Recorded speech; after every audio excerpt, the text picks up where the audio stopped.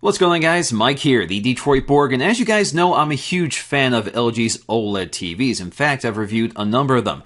But obviously, OLED is very expensive right now. However, LG recently updated its 2017 lineup of Super UHD TVs, which are LCD panels, with something they call NanoCell display technology. So we're going to take a close look at what exactly NanoCell technology is and how it improves LCD performance. So LG sent out their 55-inch SJ85 for me to take a look at. There's actually several TVs you can pick from, but all of them have the same NanoCell technology, just sort of scaled up in size, and there are some slight design differences. Now, if you want to know more about the available models and sizes, I'll leave that linked in the description below so you can check it out. So cracking into the top of the box, the first thing we have here is some handling instructions on how to properly set this TV up. We also have the stand accessory, so we have a C-shaped or crescent-shaped stand wrapped in lots of styrofoam and plastic. We also have the power cable in addition to the other part of the stand accessory. Now we're going to have to get to the stand a bit later because we need these screws at the bottom of the box to put it together. So getting to the TV itself, I'm just going to slice the box open to make it a bit easier so I can just slide it out without having to lift it out of the box. And we're going to keep it protected while we install the stand. But before we get to that, there's also some accessories sort of hidden behind the TV. So this includes some very light paperwork, all the screws I need for assembling the stand, of course the remote control and the set of batteries, and we also get an analog component patch cable. Speaking of the remote controller, this is a pretty familiar design for LG. We've seen this for a number of years. This has an accelerometer built into it, so you can actually mouse around on the screen by waving the remote in the air. It works extremely well. I'm actually a big fan of this remote. We also have a scroll wheel on the D-pad, so you can mouse around on the interface. And we have all pretty familiar universal controls, such as a voice button for interacting with the TV, as well as some dedicated hot buttons for Amazon and Netflix right on the remote. So putting the stand together is pretty easy. We have 4 screws that fasten the base to the upright stand.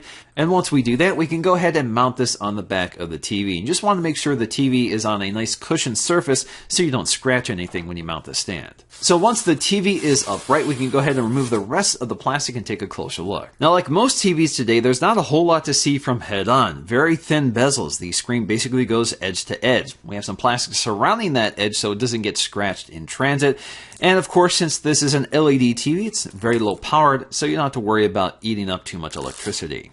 So this TV looks great from both the front and the back. The entire back panel is this white plastic with a texture to it. We also have a vent grill toward the top to keep the TV cool, but this TV runs very cool. I didn't run into any heating issues, so this won't heat up the room that you're using it in. When it comes to the speaker system, we have a fairly large speaker bump out along the back for a really nice set of stereo speakers tuned by Harman Kardon.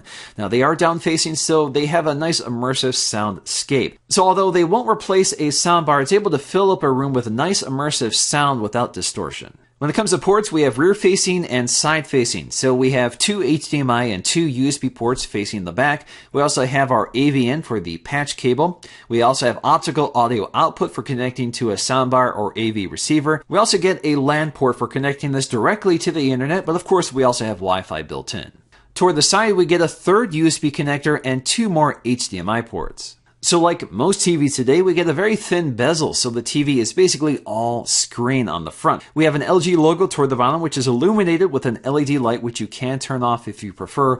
And just below that is some controls for controlling the on-screen interface. So you can't see them, but you can feel them underneath the LG logo. Now the SJ95 and 85 also have a floating screen design. So basically it looks like the front glass is sort of hovering on top of the metal frame. So it adds a little bit of extra design detail here and makes things look even more edge to edge. So one of the long-standing challenges of LCD technology is that it doesn't provide the same color vibrancy or the off-axis viewing capabilities of emissive displays like OLED or plasma. So this is where NanoCell technology comes in to improve matters. So in this case, NanoCell is a type of material within the LCD layer that actually absorbs surplus light. This enhances the purity of the RGB colors displayed on the screen, which also improves the color vibrancy of the panel. And indeed, this is a sharp sharp and vibrant looking display, very similar to OLED. This also improves the off-axis viewability of this panel. So typically when you look off-axis on an LCD panel,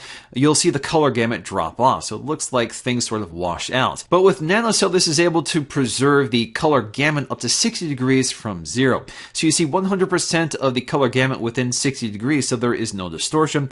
But of course, this is not perfect. So as soon as you go beyond that, you will see the color drop off. But again, you have much more viewability on this LCD panel than you do on most. One of the ways NanoCell technology really comes into play is with HDR content, and this TV does support multiple formats, including Dolby Vision, HDR10, and HLG. So anytime you have HDR or high dynamic range content appearing on the screen, you'll see a little badge in the upper right corner that lets you know. Now, if you want to see a better demonstration of how this off-axis viewability differs compared to other LCD TVs, I'll leave that video linked in the description below, but you can also just search Google for NanoCell TV, and the first video should come up. It's got over 10 million views. Now, in terms of both 4K and HDR content, there is a surprising amount available through streaming services, from YouTube to Amazon to Netflix, all platforms I use regularly. So you can really take advantage of the display technology with those streaming platforms. But of course, the best experience will always be with HDR on Blu-ray. And because HDR is really dependent on the contrast between light and dark, this makes this NanoCell panel especially well suited